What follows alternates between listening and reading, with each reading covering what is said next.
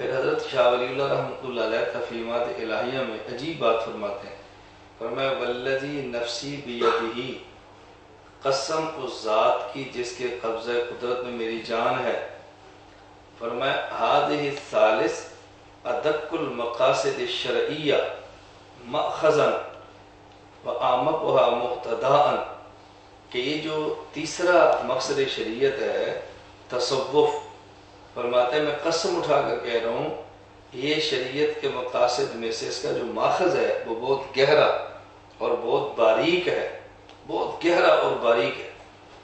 اور یہ جو فن تصوف ہے اس کی باقی فنون سے نسبت کیا ہے؟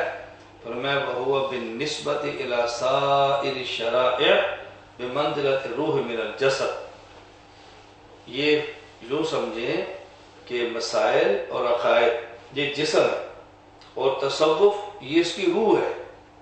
تو حضرت شاہ ولی اللہ تو اس کو روح شریعت فرما رہے ہیں، تو وہ بندہ جو شاہ ولی اللہ کو مانے، ان کا احترام بھی کرے اور پھر تصوف پر اعتراض کرے یہ کیسا شاہ ولی اللہ کو مانتا ہے؟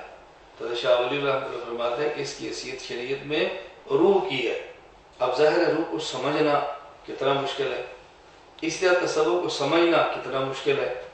اگر کوئی بندہ روح کو نہ سمجھ سکے تو اس کا معنی یہ نہیں روح کا انکار کرے، اس کا معنی سمجھانے والوں سے سمجھے۔ اگر کوئی بندہ تصوف نہیں سمجھ سکتا تو اس کا معنی یہ نہیں تصوف کا انکار کرے، اس کا معنی یہ ہے کہ تصوف کو سمجھے۔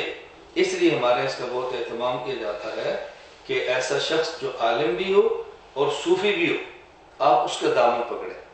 اگر ایک عالم ہے صوفی نہیں ہے وہ خشک ہو جائے گا، اور اگر ایک عالم صوفی ہے شخص اور اس کے پاس علم نہیں ہے تو خدشہ کی گمراہی کا سبب نہ ہو۔